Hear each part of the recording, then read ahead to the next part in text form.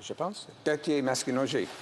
Merci, Monsieur le Président. Je tiens à féliciter ma collègue pour le discours qu'elle a très bien livré de façon émotive et sensée, qui vise à corriger une grave injustice. J'aimerais qu'elle nous parle de l'alternative où, justement, dans sa dernière intervention, elle mentionnait la durée limitée des prestations peut forcer une personne qui n'a pas terminé de se remettre de sa maladie à retourner au travail et ainsi à ne pas reprendre ses forces et pourrait retomber malade plus rapidement. Ça aussi, il y a un coût pour la société. J'aimerais qu'elle nous parle de cet aspect-là et qu'elle me dise, si elle a eu des discussions avec les libéraux, quels sont les arguments qu'on nous donne pour refuser ça alors qu'il y a de l'argent dans la caisse et qu'elle est supposée être indépendante. Merci. Alors, la députée de Salaberry-sur-Loire. Je remercie mon collègue pour sa question. C'est une excellente question parce que, bien franchement, je ne peux pas comprendre le refus des libéraux de donner la recommandation royale ou même eux de pouvoir le proposer. Parce que ça fait 10 ans qu'on sait, et même à la naissance des 15 semaines de maladie, ça faisait longtemps qu'on sait qu'elles ne sont pas suffisantes. Et là, les libéraux se cachent sous un 26 semaines. Là, la ministre nous l'a dit à plusieurs reprises en Chambre.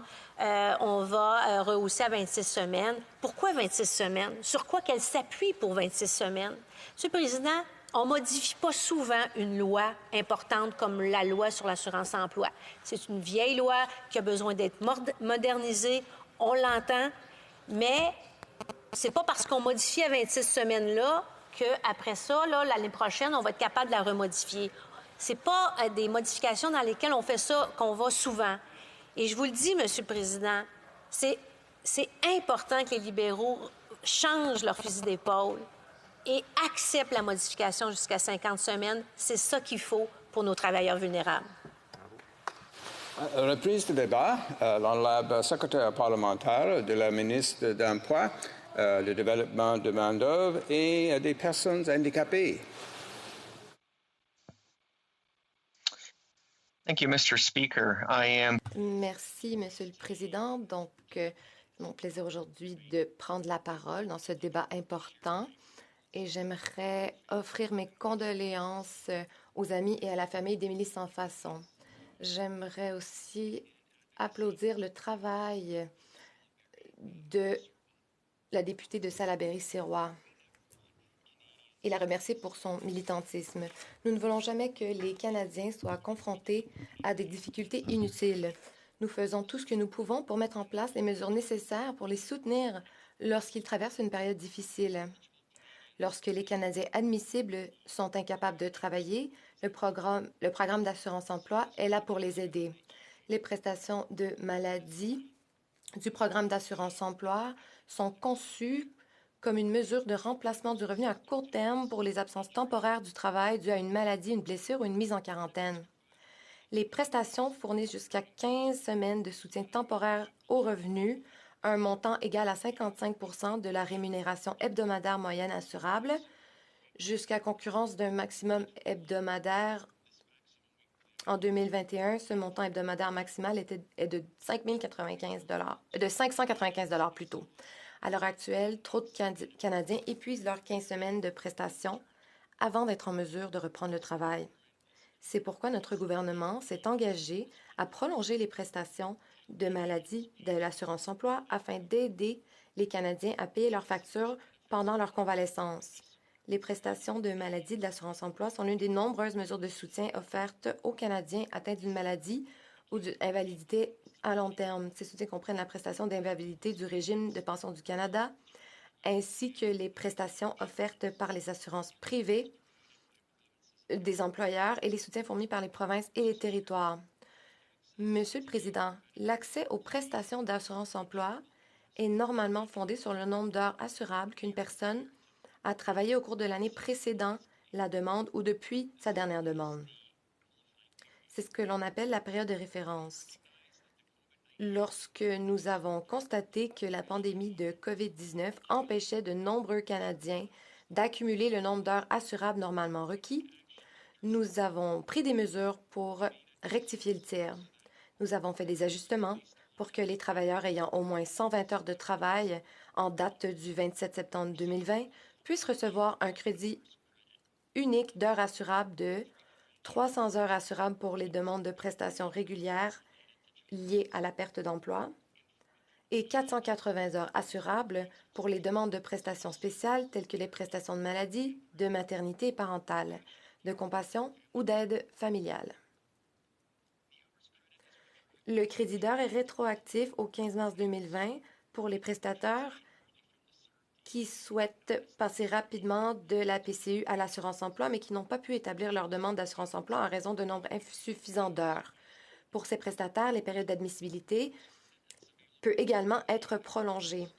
Le crédit d'heure est disponible pour les nouvelles demandes d'assurance-emploi pour une durée d'1 an, en reconnaissance du fait que les conditions du marché du travail demeurent incertaines et que la situation prendra du temps à se stabiliser. Nous savions que même avec de tels changements temporaires apportés au programme d'assurance-emploi, de nombreux travailleurs ne seraient toujours pas admissibles. C'est pour cette raison que notre gouvernement a introduit une série de prestations d'aide. Donc, la prestation de relance pour aider les travailleurs qui sont inadmissibles à l'assurance-emploi, la prestation canadienne de la relance économique pour les proches aidants pour les Canadiens qui n'ont pas pu travailler parce qu'ils doivent s'occuper d'une personne à charge comme un enfant ou un membre de leur famille en raison de la COVID-19. Et bien entendu, la prestation canadienne de maladie pour la relance économique. Avec la PCE et d'autres mesures annoncées par notre gouvernement, la prestation canadienne de maladie pour la relance économique est une partie intégrale du plan de relance du gouvernement suite à la COVID-19. Cela a été créé pour aider les travailleurs qui sont incapables de travailler pendant au moins 50 de leur semaine de travail prévue parce qu'ils sont malades ou doivent s'isoler en raison de la COVID-19.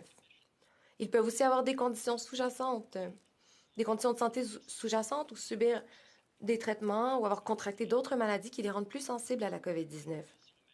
Notre gouvernement a également modifié le Code canadien du travail pour faire en sorte que les travailleurs puissent avoir accès à des congés de maladie et puissent se prévaloir de la prestation canadienne de la relance économique pour les proches aidants et la prestation canadienne de maladie pour la relance économique.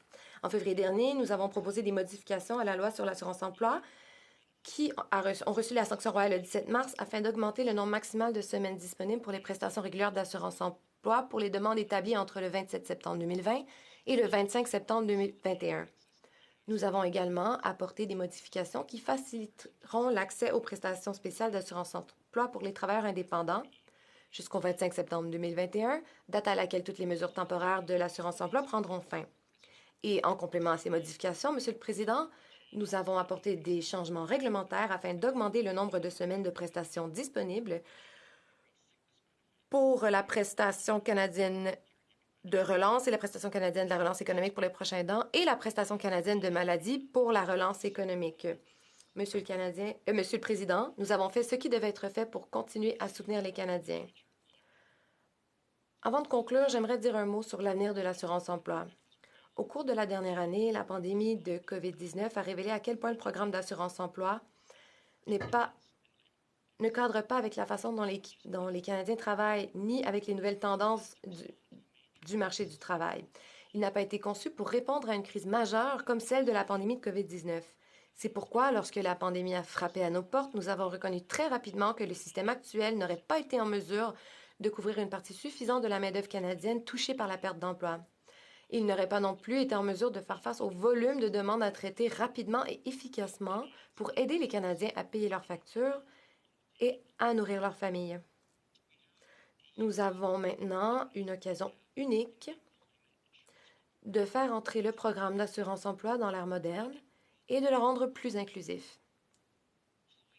Dans la foulée du discours du trône de l'automne dernier, et de la lettre de mandat du ministre de l'Emploi, du Développement de la main-d'œuvre et de l'Inclusion des personnes handicapées, nous nous sommes engagés à présenter un plan pour un régime d'assurance-emploi modernisé et inclusif.